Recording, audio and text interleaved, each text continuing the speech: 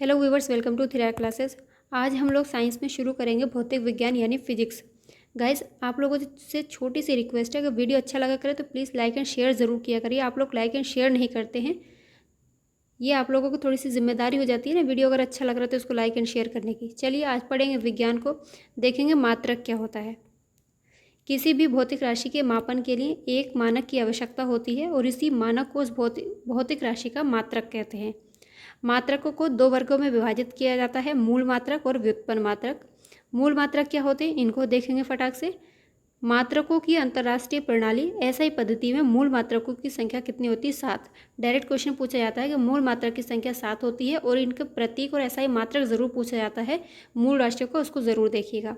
चलिए शुरू करेंगे। ये देखते हैं एसआई मूल राशियां और उनके मात्रक क्या होते हैं। लंबाई का मात्रक आप लोग जानते हैं, एसआई पद्धति की बात हो रही है यहाँ पर, इसमें मीटर इसका मात्रक होता है और प्रतीक आप लोग ये देखते चलिएगा। द्रव्यमान का एसआई मात्रक होता है किलोग्राम और उसको केजी यानी केजी से इसको डिनोट करते हैं। समय का मात्रक जानते हैं, सेकंड होता है। विद्युत धारा इंपॉर्टेंट है, क्वेश्चन पूछा जाता है। विद्युत धारा का एसआई मात्रक होता है एम्पियर। ताप यानी ऊष्मा गतिक का मात्रक होता है केल्विन। पदार्थ का परिमाण होता है मोल और ज्योति तीव्रता का मात्रक होता है कैंडेला।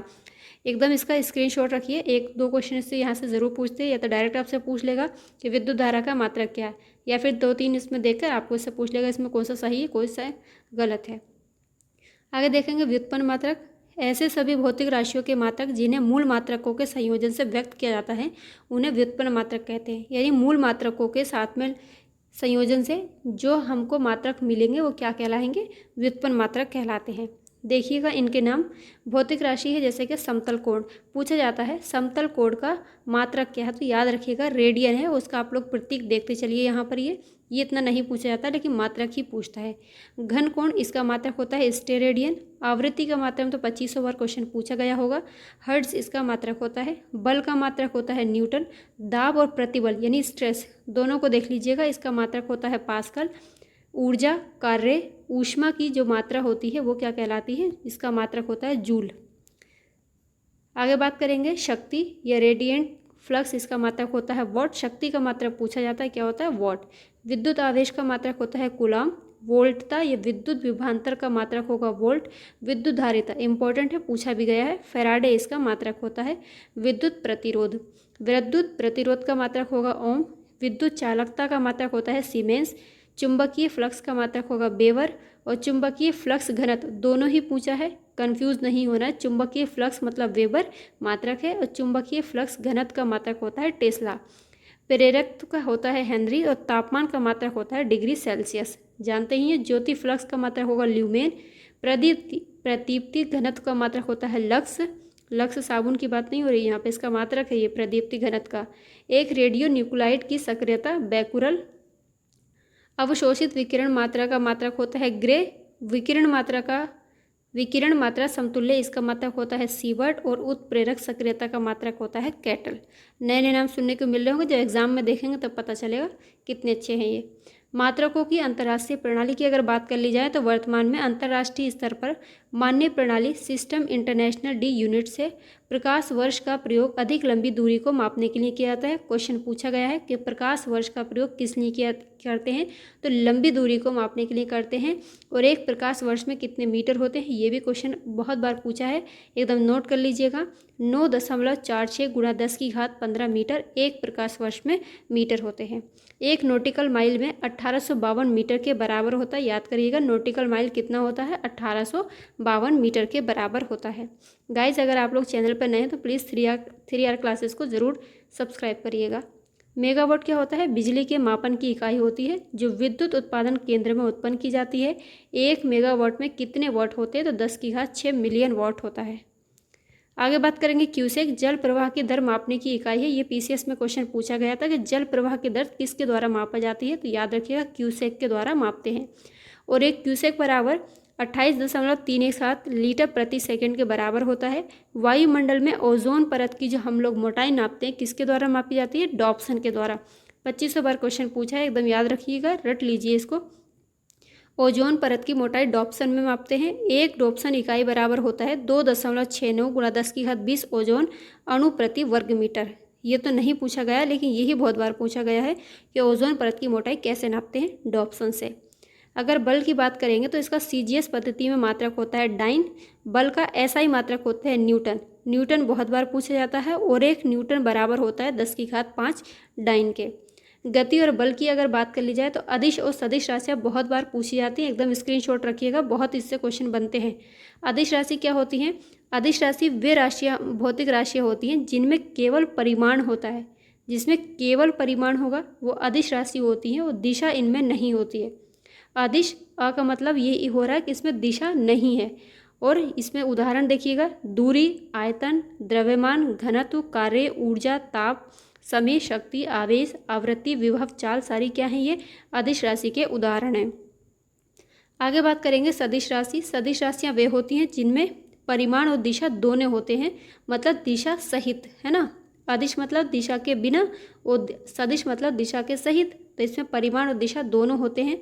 उदाहरण जैसे देखिएगा, आवेग, विस्थापन, त्वरण, बल, वेग, संवेग, वैद्युत क्षेत्र, चुंबकीय बल आदि जो होते हैं वो सदिश राशियाँ होती हैं। याद रखिएगा, जहाँ पे आपको ये वाह मिल रहा है ना, ज़्यादातर वाह जहाँ आपको मिलेगा ये सारे क्या हैं? सदिश राशि के ही उदाहरण हैं। आगे बात करेंगे न्यूटन के गति विषयक नियम। इंपॉर्टेंट है, क्वेश्चन पूछा ही जाता है यहाँ से। सर आइजैक न्यूटन ने गैलीलियो की धाराओं के आधार पर गति विषयक निम्न 3 आधारभूत नियमों का प्रतिपादन किया। अब यहाँ से इनका पूरा नाम जरूर याद रख लीजिएगा। एक बार क्वेश्चन दिया था, पूछा था गति विषयक नियम किसके हैं, तो ऑप्शन में आइजैक न्यूटन और चार्ल्स न्यूटन दोनों था। तो इनका नाम पूरा जरूर देखिएगा। आइजैक न्यूटन ने गति के नियम दिए थे। न्यूटन का गति विषयक पहला नियम क्या कहता है कि इस नियम के अनुसार प्रत्येक वस्तु पिंड तब तक अपनी विरामावस्था एवं सरल अवस्था में या सरल रेखा में एक समान वेग से गत्यावस्था में रहता है जब तक कोई बाह्य बल उसे अन्यथा व्यवहार करने के लिए विवश नहीं करता। कहने का सीधा सा मतलब है, जब तक ही कोई भी बल, कोई भी वस्तु तब तक विरामावस्था में रहेगी जब तक उस पर कोई बाह्य बल ना लगा दिया जाए। ठीक है, आगे बात करेंगे गति के इस नियम को जड़त्व का नियम कहते हैं। क्वेश्चन यही पूछा गया था कि न्यूटन के किस नियम को जड़त्व का नियम कहते हैं, तो न्यूटन के गति के पहले नियम को जड़त्व का नियम या गैलीलियो का नियम भी कहा जाता है।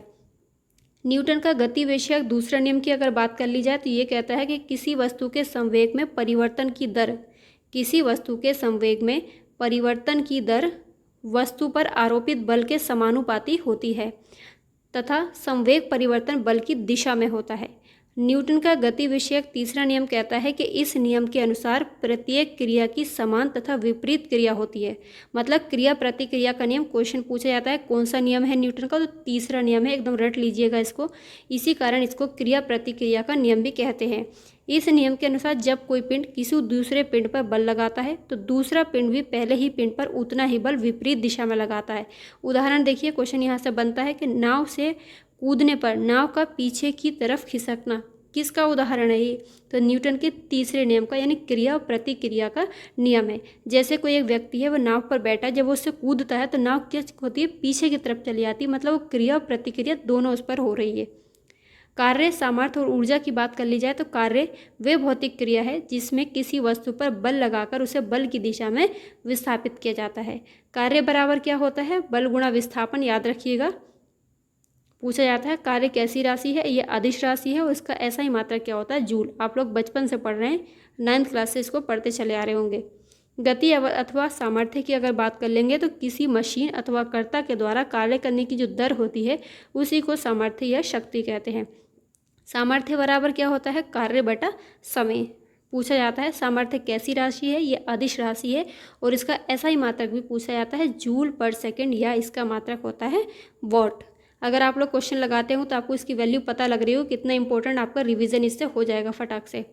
गतिज ऊर्जा की बात करेंगे तो किसी गतिमान पिंड में उसकी गति के कारण उत्पन्न ऊर्जा को गतिज ऊर्जा कहते हैं।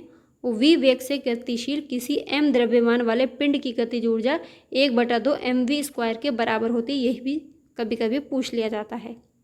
स्थितिज ऊर्जा की बात करेंगे तो किसी वस्तु में उसकी स्थिति अथवा आकृति में परिवर्तन के कारण जो ऊर्जा उत्पन्न होती है उसको उसकी स्थितिज ऊर्जा कहते हैं। और ये क्या होता है, स्थितिज ऊर्जा बराबर mgh। ये क्वेश्चन पूछा गया है। उदाहरण के रूप में देखिए, तनी हुई कमान की ऊर्जा कैसी ऊर्जा होगी, ये स्थितिज ऊर्जा होगी। और बांध बनाकर जो रोका गया जल की ऊर्जा होती है वो भी स्थितिज ऊर्जा होती है। दोनों ही क्वेश्चन पूछे गए हैं। ऊर्जा रूपांतरण एकदम स्क्रीनशॉट रखिएगा, यहाँ से क्वेश्चन ज़रूर पूछा जाता है। फिजिक्स में तो यहाँ से क्वेश्चन बनता ही बनता है। अगर है इलेक्ट्रिक पंखे की बात करेंगे, ये एक उपकरण है, इसमें ऊर्जा का रूपांतरण कैसे होता है, तो इसमें ऊर्जा विद्युत ऊर्जा से यांत्रिक ऊर्जा में होती है। ऊर्जा का क्या होता है, ना ही उसका विनाश होता है, ना ही इसको उत्पन्न किया जाता है, एक रूप से दूसरे रूप में ये परिवर्तित हो जाती है। इसीलिए जो इलेक्ट्रिक पंखा होता है वो विद्युत ऊर्जा से उसको यांत्रिक ऊर्जा में बदल देता है। विद्युत बल, ये सारी प्रैक्टिकल की चीज़ें आप लोग अपने रूम में बैठे अपने घर में सारी चीज़ों को देखकर भी इनसे याद कर सकते हैं। विद्युत ऊर्जा से ये ऊष्मा और प्रकाश में बदल देता है। विद्युत सेल, काफ़ी क्वेश्चन बनता है इससे, ये रासायनिक ऊर्जा से विद्युत ऊर्जा में बदलती है। मोमबत्ती रासायनिक ऊर्जा से प्रकाश और ऊष्मा ऊर्जा में बदल देती है। ये फोटो इलेक्ट्रिक सेल, ये प्रकाश ऊर्जा से विद्युत ऊर्जा बदलती है। डायनेमो तो बहुत बार पूछा जाता है, एकदम इसको रट लीजिएगा। देखिए अक्सर क्वेश्चन में डायनेमो, लाउड स्पीकर ये बहुत पूछते हैं। तो ये क्या करता है, यांत्रिक ऊर्जा से विद्युत ऊर्जा में बदलता है। डायनेमो यांत्रिक ऊर्जा को किस में बदलता है, विद्युत ऊर्जा में। और लाउड स्पीकर तो पता ही आवाज़ आएगी इसमें, तो ये विद्युत ऊर्जा से ध्वनि में बदल देता है। सितार यांत्रिक ऊर्जा से ध्वनि ऊर्जा में ऊर्जा का रूपांतरण करता है। आगे चलेंगे, स्टीम इंजन ऊष्मा ऊर्जा से यांत्रिक ऊर्जा में बदलेगा। टरबाइन का चलना यांत्रिक ऊर्जा से विद्युत ऊर्जा। प्रकाश संश्लेषण पता ही है आपको, सौर ऊर्जा से रासायनिक ऊर्जा में ये ऊर्जा का रूपांतरण करता है। क्वेश्चन पूछा गया है। देखिए अभी डायनेमो पढ़ा था, डायनेमो और विद्युत मोटर दोनों ही इंपॉर्टेंट है, काफ़ी बार क्वेश्चन यहाँ से पूछा जाता है, याद रखिएगा। ये विद्युत ऊर्जा से यांत्रिक ऊर्जा में बदलता है। विद्युत जनित्र क्या करता है, ये यांत्रिक ऊर्जा को विद्युत ऊर्जा में बदलता है। और डीजल इंजन जो होता है वो रासायनिक ऊर्जा को यांत्रिक ऊर्जा में बदल देता है। गुरुत्वाकर्षण, गुरुत्व से क्या आशय होता है, गुरुत्व से आशय उस आकर्षण बल से होता है जिससे पृथ्वी किसी वस्तु को अपनी ओर, केंद्र की ओर खींचती है। गुरुत्वीय त्वरण को जी से प्रदर्शित करते हैं। इसका जी का मान भी काफ़ी बार क्वेश्चन बना है, यहाँ से याद रखिएगा। 9.8 मीटर पर सेकेंड स्क्वायर भी याद रखिएगा, क्वेश्चन पूछा गया था। 9.8 मीटर पर सेकेंड स्क्वायर, मीटर ऐसे दिया था, तो याद रखिएगा मीटर पर सेकेंड स्क्वायर भी याद रखना है। जी के मान में परिवर्तन कैसे होता है, पृथ्वी के ध्रुवों पर जी का मान अधिकतम और भूमध्य रेखा पर सबसे कम होता है। ये क्वेश्चन आपका फिजिक्स में पूछा जाता है और वहाँ पे भी भूगोल में भी क्वेश्चन यहाँ से ऐसा पूछा गया था, याद रखिएगा। पृथ्वी के जो ध्रुव होते हैं उन पर जी का मान अधिकतम होता है, भूमध्य रेखा पर सबसे कम होता है। मान लीजिए ये हमारी पृथ्वी है, तो इसका जी का मान जो होगा यहाँ पर ध्रुवों पर, ये पोल पर अगर बात कर लेंगे तो ज़्यादा होगा, और भूमध्य रेखा पर यहाँ पर कम होता है। ठीक है, जी का मान। लिफ्ट में पिंड का भार क्या होता है, जब लिफ्ट नीचे की ओर यात्रा करती है तो लिफ्ट में स्थित पिंड का भार घटता हुआ प्रतीत होता है। नोट कर लीजिए, क्वेश्चन यहाँ से पूछा गया कि लिफ्ट में पिंड का भार कैसा होता है, नीचे की तरफ।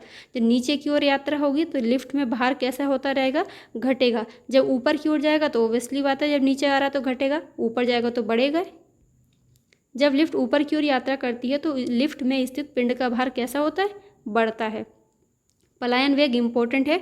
पलायन वेग वह न्यूनतम वेग होता है जिससे किसी पिंड को पृथ्वी की सतह से ऊपर की ओर फेंकने पर पिंड पृथ्वी के गुरुत्वीय क्षेत्र को पार कर जाता है और पृथ्वी पर वापस नहीं लौटता है। और पृथ्वी के लिए पलायन वेग याद रखिएगा 11.2 किलोमीटर प्रति सेकेंड है। मान लीजिए कोई भी इंसान है जो आपका दुश्मन है, आपको अच्छा नहीं लगता, आप लोग 11.2 किलोमीटर पर सेकेंड के वेग से उसको फेंक दीजिए, वापस ही नहीं आएगा, अंतरिक्ष में चला जाएगा। मजाक था, ऐसा करना नहीं है। आवर्तकाल, एक कंपन या एक दोलन पूरा होने में लगे हुए समय को क्या कहते हैं, आवर्तकाल कहते हैं। आवृत्ति और आवर्तकाल की डेफिनेशन भी पूछी जाती है, इसको रट लीजिएगा। किसी दोलन या कंपन करने वाले पिंड द्वारा 1 सेकंड में किए गए कंपनों की संख्या को क्या कहते हैं, आवृत्ति कहते हैं। और आवृत्ति को किसके द्वारा मापा जाता है, हर्ट्ज के द्वारा मापते हैं। पृष्ठ तनाव के उदाहरण देखिएगा। अपमार्जक पृष्ठ तनाव के सिद्धांत पर कार्य करते हैं। तेल की बूंद पानी पर फैल जाती है क्योंकि तेल का पृष्ठ तनाव पानी से बहुत कम होता है, बहुत बार क्वेश्चन पूछा गया है। वर्षा की बूंद का भी इसलिए पूछा जाता है, वो पृष्ठ तनाव के कारण गोल होती है। फिर से देख लीजिए, तेल की जो बूंद होती है पानी पर फैल जाती है क्योंकि तेल का पृष्ठ तनाव पानी से कम होता है। यहाँ पे कथन और कारण में भी क्वेश्चन पूछ लेता है और डायरेक्ट भी यहाँ से क्वेश्चन पूछा जाता है, थोड़ा ध्यान से पढ़िएगा। वर्षा जल की बात करेंगे तो वर्षा जल की जो गिरती हुई बूंद है वो किसके कारण गोल होती है, यही क्वेश्चन पूछा जाता है, तो पृष्ठ तनाव के कारण वो गोल होती है। केशिकात्व के उदाहरण देखिए, लालटेन में मिट्टी के तेल का बत्ती में ऊपर चढ़ना केशिकात्व के कारण ही संभव होता है। लालटेन होता है, उसमें मिट्टी का तेल नीचे भरा रहता है, वो कैसे ऊपर जाता है, तो ये केशिकात्व के कारण ऊपर इसमें जाता है। ऐसे ही क्या होता है, कोशिकात्व की क्रिया के द्वारा पेड़ पौधों की शाखाएं, तने और पत्तियों तक जल और आवश्यक लवण पहुंचते हैं। इम्पोर्टेंट है, क्वेश्चन पूछा जाता है। दोनों ही चीज़ें इंपॉर्टेंट, दोनों से ही क्वेश्चन बना हुआ है। अगर दाब की बात करेंगे तो किसी सतह के इकाई क्षेत्र पर लंबवत लगने वाला बल दाब कहलाता है। ये डेफिनेशन ही पूछी गई है। अर्थात दाब बराबर क्या होता है, बल बटे क्षेत्रफल होता है। दाब और क्षेत्रफल में व्युत्क्रम संबंध होता है और ऐसा संबंध होने के कारण कम क्षेत्रफल वाली वस्तुएं अधिक दाब डालती हैं। जिनका क्षेत्रफल कम है वो दाब ज़्यादा डालेंगी, और जिनका क्षेत्रफल अधिक है वो दाब कम डालेंगी। वायु दाब को कैसे मापते हैं, ये क्वेश्चन बहुत बार क्वेश्चन बना है, पूछा गया है। वायु दाब को बैरोमीटर के द्वारा मापा जाता है और इसकी सहायता से मौसम का पूर्वानुमान लगाते हैं। किसी स्थान के वायु दाब में शीघ्रता से कमी आना उस क्षेत्र में आंधी या तूफान आने का या तेज हवाएं चलने का संकेत देता है। क्वेश्चन ये भी पूछा गया है। ठीक है, फिर से देखिएगा, अगर वायु दाब में शीघ्रता से कमी आ रही है, जो वायु दाब मापी है यानी बैरोमीटर है, अगर इसमें तेजी से कमी आ रही है, इसका क्या मतलब है कि वहाँ पर आंधी तूफान आने का संकेत मिल रहा है। गाइज, आज की क्लास को इतना ही रखते हैं। अगर आप लोगों को अच्छा लगा होगा, यूज़फुल लगा तो प्लीज़ लाइक एंड शेयर ज़रूर करिएगा। आगे की क्लास में इसको जल्दी से कंप्लीट कराएंगे। तब तक अपना ख्याल रखिए, पढ़ते रहिए और चैनल को सब्सक्राइब ज़रूर कर लीजिएगा। बाय।